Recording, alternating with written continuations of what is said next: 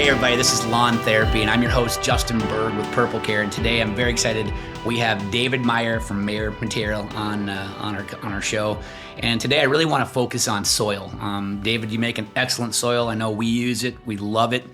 We truly think it's some of the best soil, not just here, but anywhere in the world. So tell me how you got started in soil, how you got started in your business. Tell me more about your business and give me a little bit of the background. So we started in 2006 here behind your facility. We were one of the first operators back there. And it literally was out of a passion, I guess you could say, for soil. Prior to that, I was doing duck hunting operations. Literally, we were building out facilities that would attract the ducks. You know, you'd get out there and you'd find farmland that was rich and fertile so that you could grow the corn and the milo. And then it also had to have the right properties to be able to hold water, right? Because then you got to flood to bring the ducks to the corn. You can't bring corn to the ducks. You can't lay it over. So anyway, long story short, I used to wear these guys out in Audie Neisler. I'll never forget his name. Lamar County. He was the FSA agent out there. That's the Farm Service Agency, the USDA. And then God, what was his name? Randy Moore with Fannin County. And literally, I'd go into their office, prior to this, you and I were talking about the old school way of going to the maps, looking up at that maps go. So you would have to go to their office physically to pull off the shelf books of these various black and white soil survey photographs. They were almost like satellite imagery. But they had conducted back, I guess it was in the 60s, 70s perhaps, they had conducted throughout the country, different regions of the soil and the morphology of the soil, what it all was, sand, silt, clay, blah, blah, blah. So anyway, the only way you could find out whether or not a property was within the goals that we had set for ourselves, you had to literally physically go to these guys' office, wear them out. So I used to do that all the time, learn everything about what there is to fertility, soil morphology, all of that stuff. And so that just became a sideshow passion, investment opportunities, I guess, love duck hunting, love soil. So it all came together. Anyway, so we came across this property and it was kind of along those lines, more in the way of what the deposits were, sand. And so we acquired that. And so it was, I guess, our chance to really play with the soil ourselves, dig deep and look at what all we had there. So we did that 2006. And quickly figured out that just digging holes, extracting out the sand was no long-term winning solution. So we determined that it was in our best interest to start to figure out how to manufacture soils. And that's really how it all started. We would put the sand together with the various organic components that we were getting in, whether it was back then, man, it was, you remember 2007 when the oil and gas industry was blowing and going. Yep. Right. So they were clearing all these right of ways for these pipelines. And then we would take that brush, grind it down, much like what they do today with the mulch. And then we would compost that down to the best of our ability. Back then, we didn't know our head from our tail. So it was basically everything in the kitchen sink that we would throw at it. And we started to diverge into various food sources. We worked with village farms and got the vegetable waste. That was a disaster because of the high moisture content. That got us into big trouble with Hazel, as a matter of fact. So the big stink. So anyway, we started to play around with those different mediums and just quickly realized that there are only a few handful of inputs that you really need to produce a great topsoil. So that's what it was all about, topsoil manufacturing. And so so it's 2007 to 2000, I would say 13, I guess it was, until we really started to get into the specialty soil. So we got away from the sand-based mineral soils, which are like your topsoils, right? And we got into your soil-less mediums, which are your traditional potting mixes, your peat-based or your cocoa-based. Doesn't have any soil, but it has a compost component. But anyway, so we really perfected the compost. That's what was the core of our operations. We knew quickly that we had to be the best at that because we were not located anywhere where you could be a big operator like our competitor down the road here. Right. I won't mention their name. Right. So they're right there positioned to take in all those resources. We're not. So we knew quickly that they call them tipping fees was not in our best interest to pursue. The front end, we just knew we had to make a superior output, the products that we were putting on the shelf had to be superior. So we knew at the core, it was our compost, and that's what we really perfected.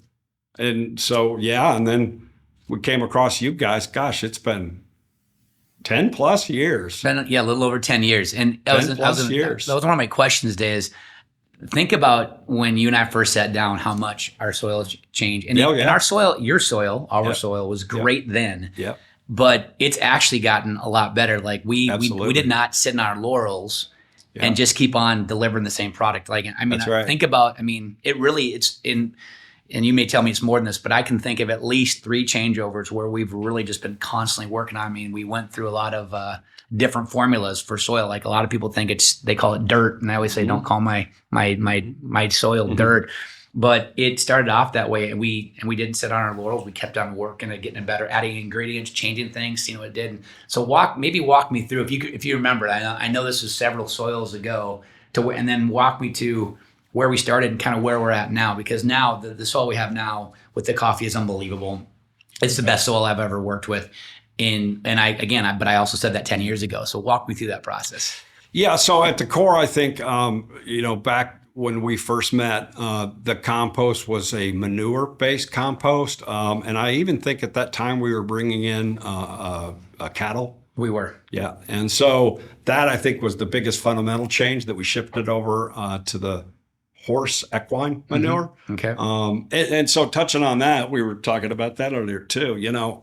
Everybody asks, well, why is it that you all prefer the horse manure over the cattle manure? It's multifaceted, but at the 30,000 mile above range, it's simply that cattle manure predominantly is more of a liquid because of the digestion differences. They've got a rumen versus the horse.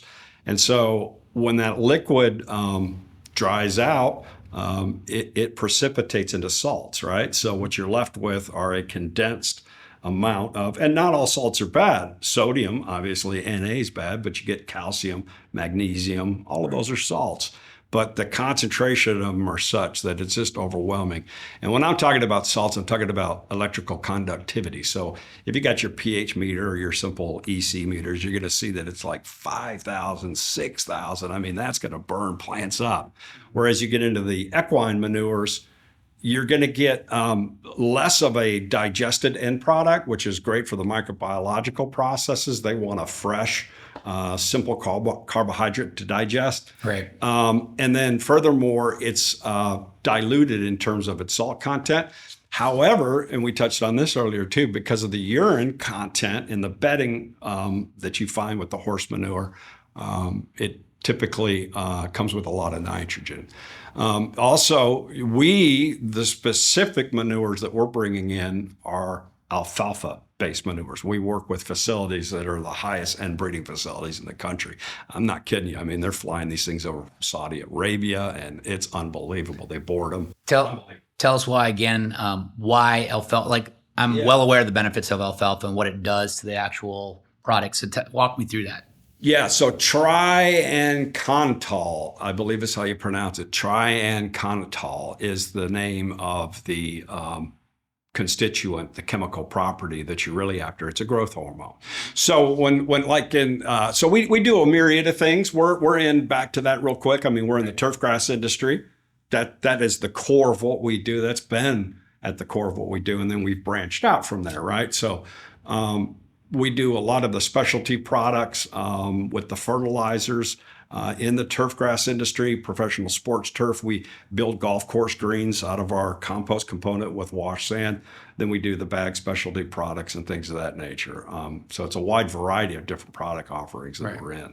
And I know that a lot of people understand why salt is bad. Now, in the fertilizer world, I'm well aware of what it does to me and what it does to the lawns, and why there's also, we're seeing, I'm noticing in the soil samples we're taking that there's absolutely a salt buildup that in the products in the yards. And so, like, I know in our fertilizer we flat out won't use it, but there's a lot. So tell me how that affects the soil, why it's bad, why we got to be careful. Yeah. So, I mean, in the most simplistic way, I guess I can explain that. It's almost like envisioning taking table salt and pouring it on a slug, right? Okay. So what you're doing is dehydrating things. So you're going to compete the hydraulic capacity of that root to draw moisture, which ultimately holds all of the nutrients.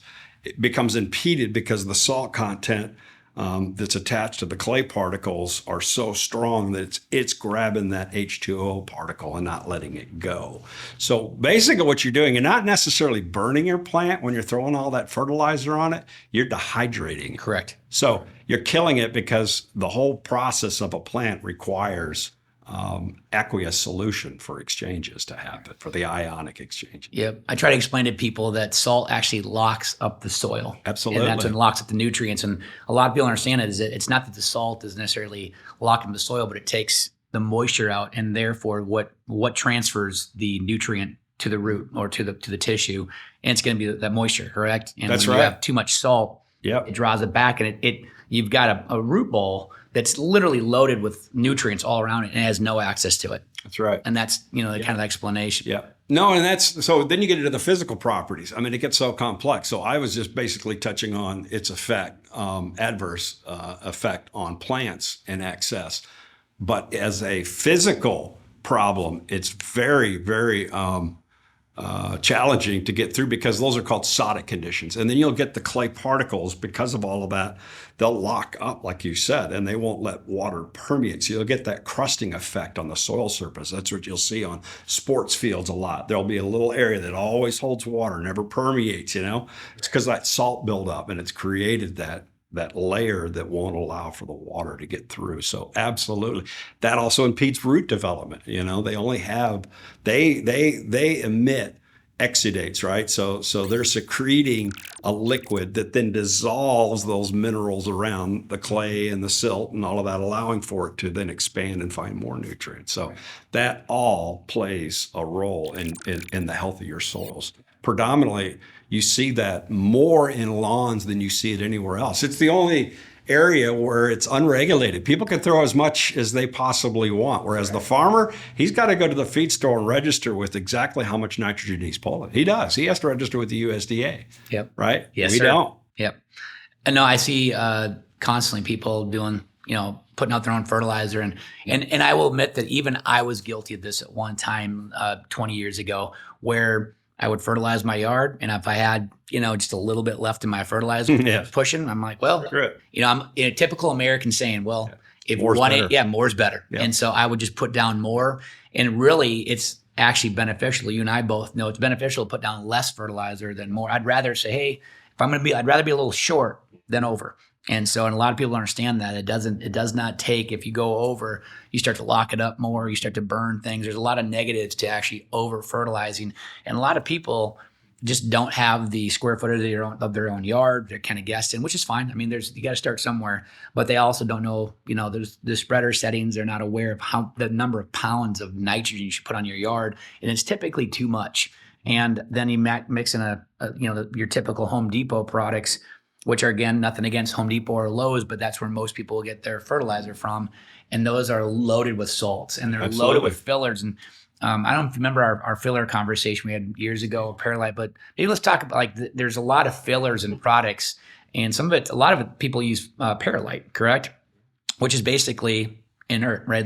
There's nothing to it. It's the easiest way to explain it, I always tell people, it's like styrofoam, right? But it's a filler. And maybe you can talk a little bit about, fillers and why, maybe you guys don't use those and why you're not putting them in the soils, unless it's maybe a potting mix, of course. But tell me about that. Yeah. So, typically in our fertilizer production, which we do, we actually manufacture that Java perk, which is a hybrid, cool product. So, it's got the coffee component, which is the carbon. You absolutely have to have the carbon. But then the bridge component is calcium nitrate, things of that nature. But when you get into the polymer coatings, you'll typically see a lot of that type of mineral that's added that has absolutely no positive benefit whatsoever. You'll see that a lot in the mycorrhizae solutions. It's almost like a clay powder if you've ever dealt with any of that stuff. That's how they use it. That's the carrier. So basically, it's not just in the fertilizer industry that you're seeing a lot of stuff that you're buying that's absolutely not providing any value whatsoever, but you're seeing in the microbiological toolkit world as well. But those are typically, you're going to be your bentonite clays. I mean, they're going to be way off the charts. You're going to be sunflower whole ash, that kind of stuff. That's cheaper for them to apply than your ammonium sulfates or your chemical-based products. So yeah, that's a very big problem. So also, moisture content, you'll see that a lot in products where you're buying moisture that, again, has absolutely no effect. So the most productive fertilizers by far are the ones that have gone to great lengths to minimize the amount of those inert additives. Right. Back to your soil, you were talking about, you're talking about what are the changes and things of that nature, and then we went into the Soic soils. We dialed in, if you recall, to where it is today. I mean, it's a very well-refined soil. It's a very specific type of target that we're after. But it's not just coming in as a good soil or a great soil so that it doesn't add any additional problems. It's coming in with some preventative as well as some corrective capabilities, like with your lava sand, for instance. With that Soic soil, you can't just go back and correct it ionically, through the cations, like a calcium cations, double charged. So it's going to grab a hold of that negatively charged clay particle, and it's going to push off some sodium to make room, and it may even push off some potassium, right? But ultimately, that's only going to do so much. Then you got to get in there and physically alter the structure of that soil. Right. And then it's like the fracking concept. So you inject that into the soil profile, then you walk away, you come in with the waterings and the maintenance and all of that, knowing all while that sand, that lava sand, physical component is still residing in that soil, creating that porosity, creating that flow. So that's of greatest import. It's all about oxygen. Going back to the Soic soils, it's all about oxygen. If you can get oxygen to the root system, you're gonna thrive. So when you talk about perlite is an absolute must in the horticulture propagation side of things. When you go get your vincas, correct. Petunias, and the reason for that is because it's creating enormous amounts of accessible oxygen, air Correct. to the roots, CO2. And so, yeah, you'll even see cannabis operators injecting CO2, right, to increase that carbon. Because for every nitrogen that plant's going to consume, it's got to go grab carbon. Right. So I don't know why I went on that tangent, but we were talking about the physical properties, that it's a lot more than just chemical. It's a lot more than microbiological. It's the whole package. You got to have the physical changes as well, So, like the gypsum, that's in line with, we're adding calcium. Love that product. That's why we're doing it, because we are in a calcareous soil deposit, right? So we're very alkaline. So any of that stuff, all you're doing when you're making nutrients available or unavailable, when I'm manipulating like this extractant that we're getting from our coffee, all I'm trying to do to get the fulvic acids out and the humic acids out and separate the two, I'm just increasing pH, creating a very caustic environment. So certain molecules will then become water soluble at that, and then you bring it all the way down to an acidic, and then the other ones that weren't soluble. So that's why we do calcium, because when you throw in iron, for instance, ironite on your lawns here, it immediately gets locked up. It automatically stays attached to that clay particle and won't release unless you have a calcium that's there to impede it from locking in, because now it's loaded up. The cation exchange sites are loaded up with calcium, and plants love calcium. Yep. Calcium. I've known you for a little over 10 years, and I've kind of jokingly tell people I'm a lawn geek, like I'm lawn geek or lawn nerd. I love when you do what you just did, which is you geek out on soil. Like the knowledge you have is immense, and it's really impressive. And and you're not really trying to talk over anyone's head. It's the fact that there's so much knowledge behind what you do. And a lot of people, like I said, they just look at them like, that's dirt. And I'm like, don't call my dirt. Don't call my soil dirt. Yeah. Very and complex. it's very and I want to go talk about pH. Like we both know in North Texas, our pH is off the charts, unfortunately. In your soils, what I've noticed that you make for us, it really drops the pH, and it seems like there's an immediate reaction when we put down, we've got this kind of the red dirt clay in the good old Texas. I love it. Yeah. And then we put on your premium mix on there, and it really ignites it. And it's with a matter of weeks, like you see a pretty good changeover. And so let's talk about soil pH and just kind of how your soil, what it does to kind of counteract that and what it does to open up the existing nutrients in that soil. Yeah, that's a great question. So, I mean, that's at the heart of everything that we do. So what you're trying to accomplish there is to mimic, in essence, what ultimately happens at the tip of the root. 95% of all your nutrients, 60 to 95% of all your nutrients, it is said, that are already available in these soil systems, predominantly phosphorus, for instance. Just at a higher pH, they're locked up. They're not available. And so when you manipulate that pH, you bring it down, of course, applying our compost through a host of different mechanisms, but you're decreasing that pH. Well, that's the same thing that's happening at the root tip. So how plants feed, simply as they, in simplistic terms, they have exudate. So in their roots, they're taking carbon out of the atmosphere, right? We so love CO2, they're taking carbon out of the atmosphere, the plant is. Good for the earth. Then it's taking that carbon and it's cleaving it off, and then it's releasing oxygen, right? But that carbon then is transferred over to development through, this is all taking place through photosynthesis, right? Then that carbon gets put over to a leaf to develop, right? Some of it then, a vast amount of it, not the majority, but probably a third of it is allocated to exudates. And that's what they call liquid carbon. And they are just basically carbohydrate sugar that the root exudes. The microbiology fires up, it gets activated. They then, through their processes, their enzymatic processes, create right around in that rhizosphere, right around that root fiber, an acidic condition. And that acidic condition then cleaves away the phosphorus, the potassium, all of that other stuff, and the roots can then eat it. They metabolize it, convert it, the roots eat it. But it was always available in that soil system. So just by manipulating the pH alone, you're going to get that immediate response. So that's one of the reasons why you're getting it. The other reason why you're getting it, again, is because it is just a cornucopia of food sources for this microbiological microbiome, just like what's in your stomach is in the soil profile. Most of what is truly providing active benefits to the plant well-being, those microorganisms were already there.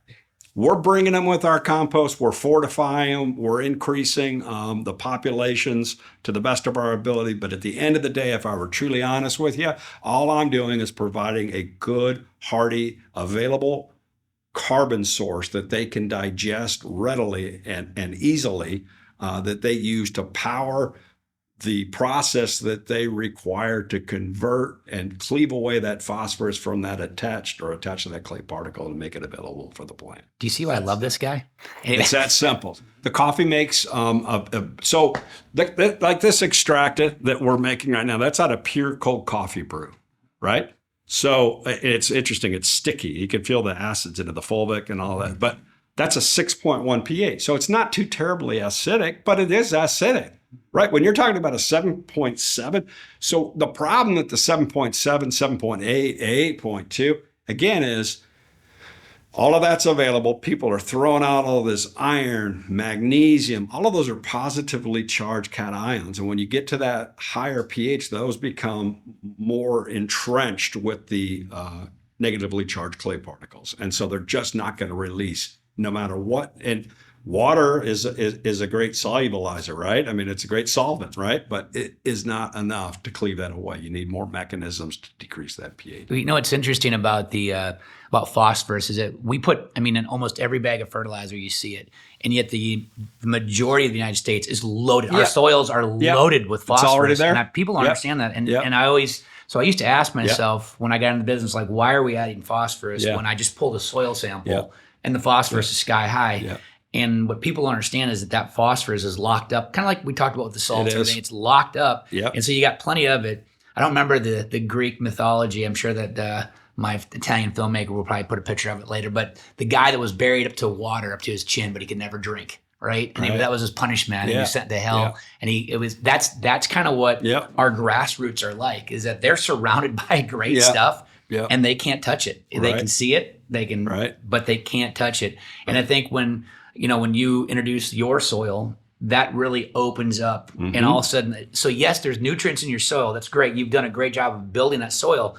But I think what's even more important is you're opening up the existing nutrients that have been there for 10,000 years. They're there. Right. It's there. We just don't have access to it. So we call that biocollating, and that is a big focus of what we're currently working on right now. Biocollation is massive, and again, you get a lot of synthetic collators. You know that the golf course industry uses it extensively, and all that is iron that's going to be available.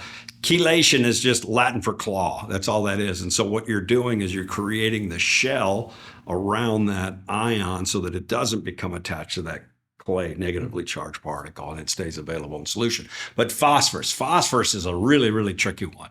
That one is so iron, manganese, zinc, all of that I can pretty much. Yeah. So well now sulfur's a negatively charged, so Yep. I can't. But all of these I can manipulate with the introduction of the coffee, the organic acids, right, the chelating capabilities. But the phosphorus, that's really tough. That takes more than just chelation.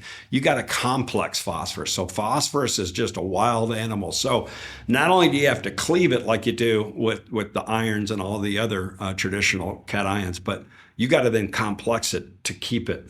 It doesn't respond to chelation. You get carboxyl, carboxyl, I think is how you pronounce it, groups, things of that nature, to where it almost is disguised and the plant doesn't really know what it's doing, but it's taking in phosphorus along with these other groups of nutrients. So phosphorus is tough, but it is available. There will be a phosphorus peak at some point. Absolutely. And that's going to come sooner than later. That's probably 40 to 50 years out. Without phosphorus, nothing grows. Absolutely zero grows. Phosphorus is the heart of it. It's carbon phosphorus. You've got to have phosphorus. Tell me more. I know that how long ago did you start changing? Because when we started 10 years ago, we didn't put any coffee. None, zero. No, I didn't have any and access. now it's probably our Yep. main ingredient. Yeah. So tell me more. When did you do that and why? What did it do to the soil? Tell me more about that. So at first, we started to dabble in it with the roasters here, recycling the chaff. That's the silver skin that goes around the bean. Found that the chemical and nutrient properties were off the charts. They were great in terms of its nitrogen, potassium, phosphorus, all that. But what really intrigued me, again, going back to the chelating capabilities, the biochelating, were the organic acids.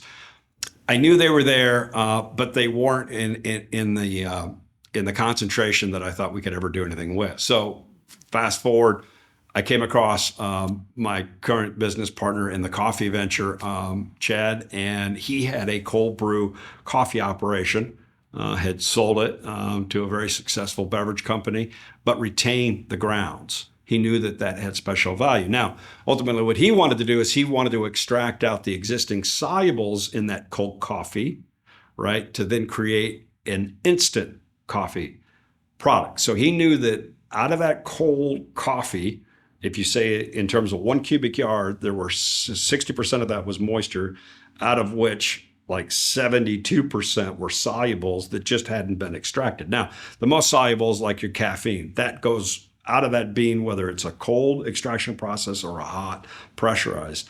But then you get your other more complex acids that will be retained in the coffee ground without the addition of heat and pressure. So that's what's unique about the cold coffee brew.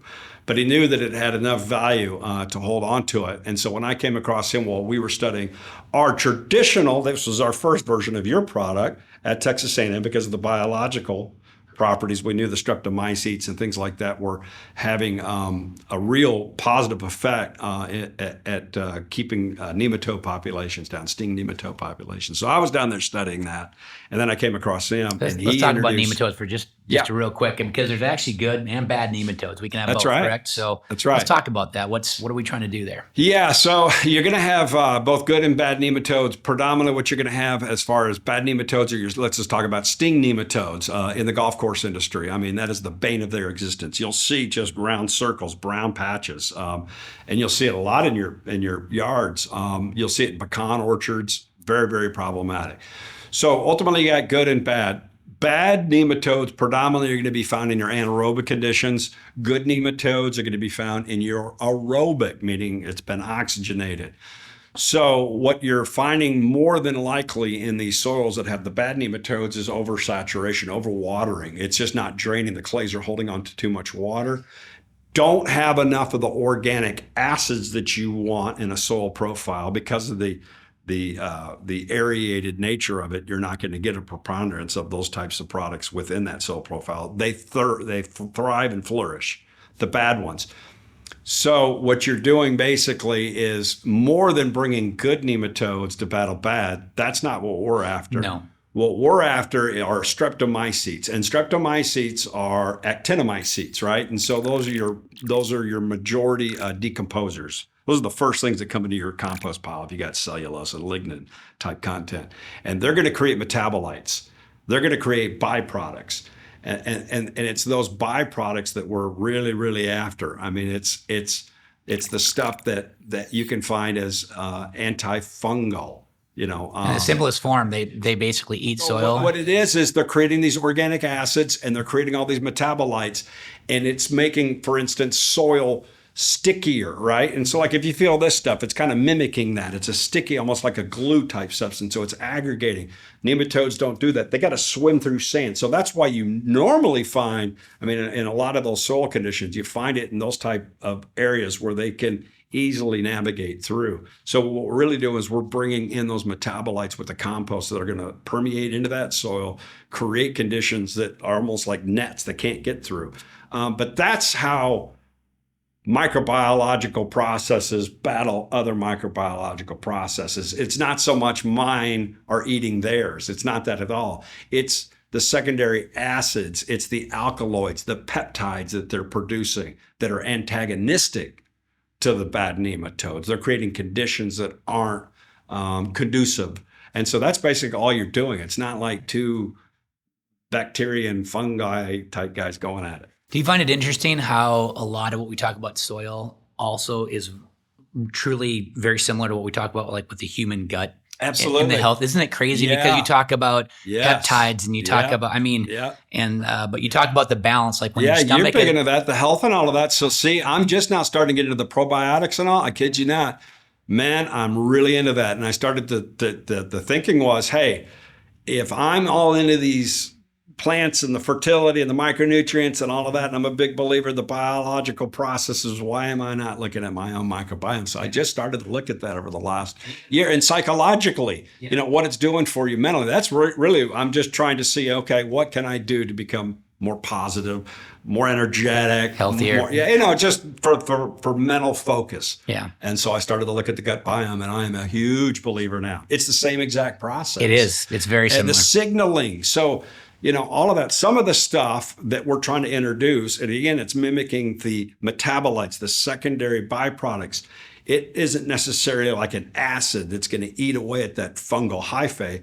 Some of it is just a signal that it releases that the plant then recognizes as a hormone, that it then goes into its own self-defense mode and starts to produce exudates and things of that nature that are hostile to whatever it is that's trying to encroach on that plant. Yeah, it's interesting. Like, I know that I'm a big fan of a local doctor. Her name is Dr. Hanby, and I'm a big fan of hers. She's very, very intelligent, but her version of kind of probably she tried to dumb it down for me of gluten. And I'm not trying to say anything good or bad about gluten, but she said it's changed over the years. I mean, it's changed. We've changed bread. We've changed gluten over the years. And she said it's not that bread was ever bad, but what they did was they changed the biology of it, and now our stomach and our acids don't see it. When they see it, they're like, what is this? Mm-hmm.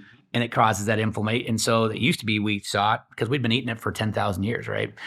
Maybe 20,000, depends on which scientist you want to listen to, right? And all of a sudden that became bad. How did bread become bad? Why are all of a sudden we're having all these gluten allergies and people, you read a lot of books that say don't eat gluten. It's crazy, but it's real. That gluten stuff's real. Well, I believe that it's too. changed, and what it is that you ingest it, your body sees it, but your body is like, what is this? This isn't what you were feeding me, 2,000 years ago, and so it doesn't quite understand it, and so we're going to have to go through that whole evolution of changing that over. And I'm not going to go over on health today, but it's interesting where it's very similar with soil and with plants is that it just doesn't recognize it because it's been changing. And so we have to make nutrients recognizable, and it's the same thing with our stomach, or with our gut. So that's a lot of what you're doing. So back to why you're getting this immediate response. I mean, all of this comes full circle back to that question of why is it that we apply? I mean, so much of this is produced from those microbiological processes. And going back to the nematodes, why is it that your product is having a positive effect and being antagonistic? Again, it's those microbiological processes. If you feed it something that it's not supposed to have, it's going to create a totally different microbiome. Something's going to come in and consume that. And so you're creating conditions that are fostering, proliferating bad biology. So you want to put together the types of materials that are going to be most available for the types of biological inputs that you ultimately want your soil to have at the end of the day. I mean, so you manipulate. So in composting, what I call it is we're microbiologically steering the output. So you hear about that all the time, crop steering. That's the new big buzzword. So they're crop steering, and that's true. And they're saying they're crop steering through microbiological inputs through certain periods of the growth. And I'm talking about very controlled growth. I'm talking about your propagation rooms, your indoor grow type deals. I'm curious, I know that when I pull soil samples locally, they're almost always, on the 9s, which is far too high. I'm curious. I know that you have growers in Oklahoma. You've got growers in Oklahoma, New Mexico. You've got them throughout the South. In fact, I don't know why anyone wouldn't buy from your products because your products are very unique. This is not soil you can get anywhere. It's very unique. But when you pull soil samples around the South, are they typically high in pH, or what are you seeing? I'm curious what you're seeing. So typically around here, they're all calcareous. Now, as you go further east, all of our soil deposits, they run in north-south bands. So the further you get east, you're going to get into more acidic conditions. It's interesting. When you go over to the east coast of Georgia, you're going to get down to the 4s and the 5s. Yes, yeah. But where I am here, all the way into New Mexico, it is all limestone. And so, you're going to get your 8s, 9s. In a propagation setting, when I was going back to that, the controlled setting, so they can manipulate that stuff. When they have too high of a pH, what they'll do is they'll inject things like citric acid, liquid citric acid. That's just a way of decreasing that pH. Yeah. When I lived in Boston, we used to literally lime the yard. Yeah, and then you do the opposite. We did just the opposite because we had, I don't know if it was the acid rain, but our soil was very acidic. Now, when it comes to your bloomers like roses and hydrangeas, oh my gosh, they were massive. I mean, the most beautiful hydrangeas I've ever seen in my life are still in Boston. They were gorgeous because of the acidic value. They love that soil. Now, you took some of the plants we use around here in good old Texas, they would not do well. I mean, they would seriously flop because they've become used to, and they've become accustomed to some pH. Not we still don't want it high, but I was curious what you saw. But hydrangeas, isn't that interesting? So that's a perfect case in point about how you can just manipulate plants through the changing of the pH. I mean, think about it. You can go purple to blue, right? Yeah. Just by altering the pH for that plant. Yeah, to white. You can have white, purple, and blue. I didn't even know you could have white. Yep, there's white. Right. And it's based on the acidic value in your soil. It's based on the pH in your soil, and it'll tell you. So people can think what they want, but plant a hydrangea, it'll tell you what your soil is. Yeah. And it's actually very interesting is that we see a lot of plants that we'll plant will actually start off blue and will literally turn to white. And it's in the same year. It's very interesting to me that they'll kind of change that. And it just tells you, what I'm always shocked by is just how quickly it's depleted. I mean, I'm like, wow, that was a lot faster than I thought. That took, a very short period of time. I think some of that has to do with,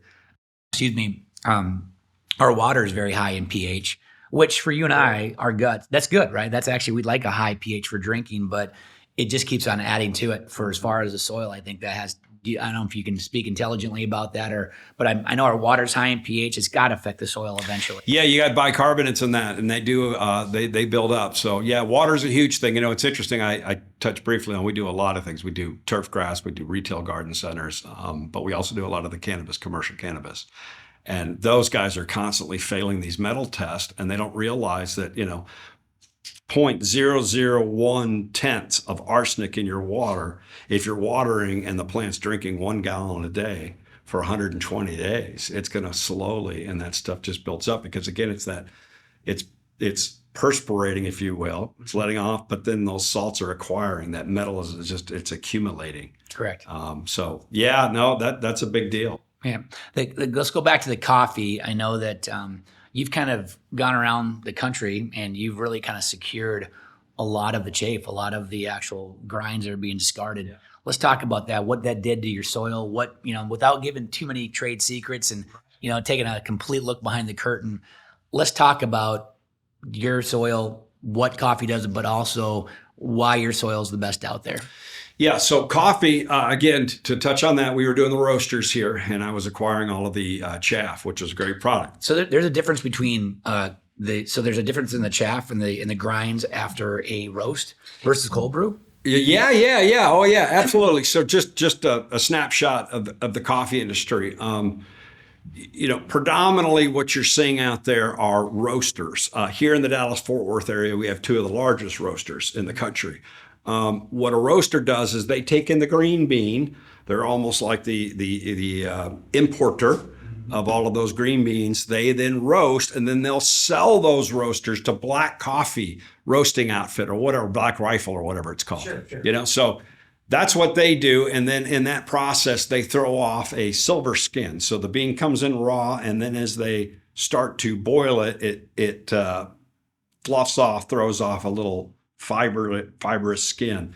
But that's not even close to the grinds in terms of its acidic content and the stuff that we're really after. Great nutrients, NPK, but not the byproducts that we're really wanting. So that's why we went after the coffee grounds, thinking, okay, that's where it was. We then acquired coffee grounds, coffee beans, but that still wasn't enough. And then I started to research it further, and I found out that the cold coffee process is completely different in terms of its end product, what we receive. The reason being, again, going back to the process of heat and pressure is required to make most of those molecules soluble, so they're extracted with just the water.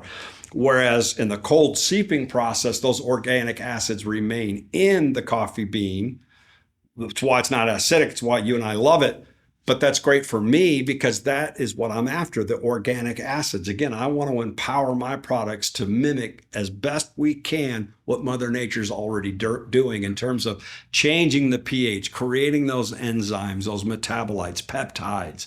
It's biochelating capacity, it's fungicidal capacity, bionematocidal capacity. That's what we're after. Very good. Yeah. Let's talk organic, what you do and what we do is really good for theirs. And I tell people I really don't believe all soils are created equal. I know it maybe sounds cliche, but I really do believe that.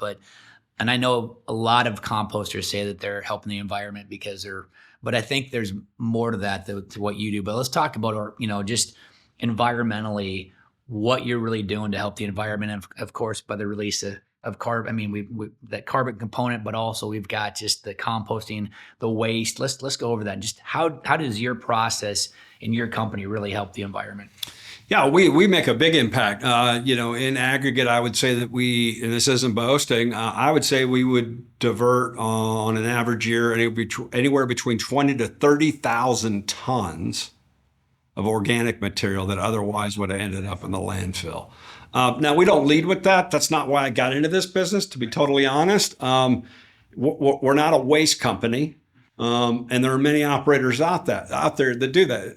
I told you about the tipping stuff before we went on camera, the front end. So there are a lot of folks that want to bring in all those organics. They're making the money on the front end, but they don't really care about what comes out the back end.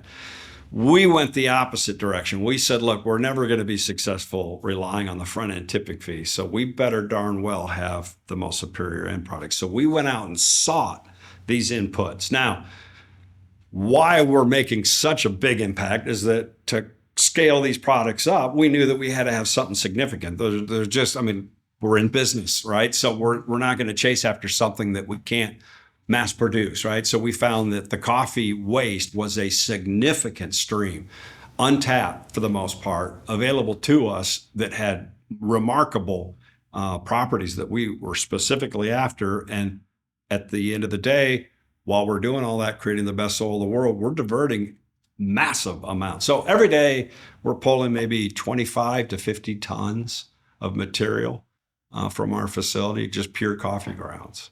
And that's just one of many of our streams. Now, we really wound down what we're after. I told you we used to be into vegetables. We used to get into all of that stuff and found that that just wasn't what we needed to produce the best products. So we've honed it down to predominantly it's your equine, stable bedding, manure, the coffee grounds, and the hardwood grinds to give the compost windrows porosity, right? So when I'm composting those materials down, I got to have my nitrogen, which I initially wanted the coffee for. Then I got to have my carbons, and you got to have that just right. That ratio has got to be perfect. If that carbon to nitrogen ratio is out of whack, it's not going to compost. It's going to ferment. Or if you got it too hot, it's just going to burn up, and all of that biological activity is going to demand too much oxygen. It's called biological oxygen demand, and they snuff themselves out. And then it turns anaerobic. That's how you get mulch fires. Then they create alcohols, esters. Then you get the right temperature, boom. Right. It's actually pressure. Let's talk about carbon and what you're doing for the environment when it comes to carbon. Carbon. So everything that we're doing, it's 97%. That coffee is 97% basically carbon. And so it's all unadulterated, pure carbon that we're capturing in that physical form. I'm not capturing in a gaseous form, atmospheric form, but we're capturing that and we're stabilizing it so that it almost is a humus form it's still degradable, still biologically accessible, but it's not quite what you would call like lignite, coal. All that is organic matter that's been, right? But it's getting dangerously close to that. So when you're putting it into your garden, when you're putting it in your soil system, you're actually sequestering that. It no longer is going to be respirating CO2. It's going to be basically stable. Very good. So. I love your soil. You know that we use it, and I want to, and I love what you're doing for the environment. Let's talk before we go here. Let's talk about top dressing. I'm trying to constantly convince people that whether they use us or not to top dress their yard, and it's good for it's good for their lawn. It helps reduce weeds, improve it adds nutrients, and it's good for the environment. I'd love to hear your version of why top dressing is something people should be doing every year, regardless of whether they think they should or not. Yeah, well, for starters, again, it's all about trying to access the roots with those metabolites, enzymes, nutrients, right? So the only way you can get to them in a lawn situation with an established lawn is through top dressing. And the mechanisms there are very sound. I mean, you're going to, through watering, you're going to get all of that, for the most part, soluble component within that top dressing to permeate into that root zone and then provide all the benefits. So top dressing, very, very sound practice. But you're also physically coming in with your sand product, with the lava sand, you're continuously trying to create pore space. That is a living organism underneath that sod, and it's constantly wanting to, again, because of the salts, the bicarbonates that you're constantly putting in there through irrigation, it's wanting to lock up. So you're going to come in one season, you're going to soften up with your gypsum, you're going to open up, but over the course of waterings and just through your heaving, right, we've got that heave that it's going to just lock up, and it's going to start to then not thrive. Your grass is going to start to show some forms of, it won't necessarily become diseased or it shows yellowing. It's just not going to pop like it normally should, right? So you're constantly adding nutrients. Number one, plants got to constantly eat, but you're then also providing the liquid carbon that ultimately is coming out of that compost, all the enzymes, the metabolites, secondary byproducts of the organisms that were involved in the composting. Then you're providing food, that carbon component, back to the carbon, how important that is. Everything feeds off of carbon. All life feeds off of carbon. It's got to have carbon. So when they talk about living soils, you hear that big buzzword. Yes. Okay, that's nonsense if you're not putting good, digestible, biologically available carbon into the system. Everybody talks about throwing humates. Humates aren't biologically, they've been decomposed. They've been sitting there available for quite some time. Now, yeah, we're going to oxidize them, we're going to expose them, and there are going to be certain carbohydrate sugars that are still available, but very, very minimal amounts, versus the coffee that's been biodegraded for the most part, stabilized and cured, but yet there are still sugars, metabolites, things of that nature that those biological components can make use of. Very good. I am very excited. I love our soil. I love the soil you make. I love what it does for the environment. I love what it does for our clients. I mean, it's amazing when we put it down within 2 to 4 weeks. That yard is literally thicker. It's a different color green. I even tell people, I'm like, watch, you'll notice a different, like a truer, deeper green. It's almost like a blue hue with some of these Bermudas. That's what I say. It's almost like a blue-green. Well, and it's interesting is that by adding the proper soil, we're actually reducing the need for weed control. Yeah, that's right. And people don't understand that is that our biggest ally is fertilizer. Like people are like, I want to get rid of the weeds. I'm like, I get it. We do too. I always say, when I get rid of the weeds, make the grass green, fill in the bare spots. Those are the 3 things we want to do. But there's so much more science behind it. If people would just kind of buy into that science and let us do, what we know is the right thing to do for the lawn, but also, and for their plants, but also for the environment. And when we do that top dressing, it's a deeper green. They actually have less weeds because now the grass is, our biggest ally is fertilizer and weeds, right? Fertilizer and grass, but that grass is really nice and thick. It chokes out a lot of weeds. And sometimes weeds are there, but they're below the canopy of the grass. So they're there. You just can't see them because the grasses kind of keep them at bay. So I always tell people, we can deal with a little bit of weeds. We don't need to put out enough, poison to kill weeds just to get rid of them completely. If they're there, but they're not making a nuisance or they're not an eyesore to you, it doesn't matter. We're doing the same thing without having to put down products that we don't really want to use mass quantities of, if that makes sense. So I love that you geeked out today. I love talking to you. I cannot wait to see where our soil goes. Like literally 10 years ago, I thought we had the best soil in the world. And then 5 years ago, I said, oh my gosh, we changed it. Now it's even better. And now with the coffee, I'm telling people again, I really truly believe that. I can't wait to see where we go. Well, the evolution is going to be the distilled version of it. It's going to be a liquid. Give us a little peek into that, and then we'll wrap up with that. Yeah, so basically what we're doing is we're extracting what we're trying to create is liquid carbon.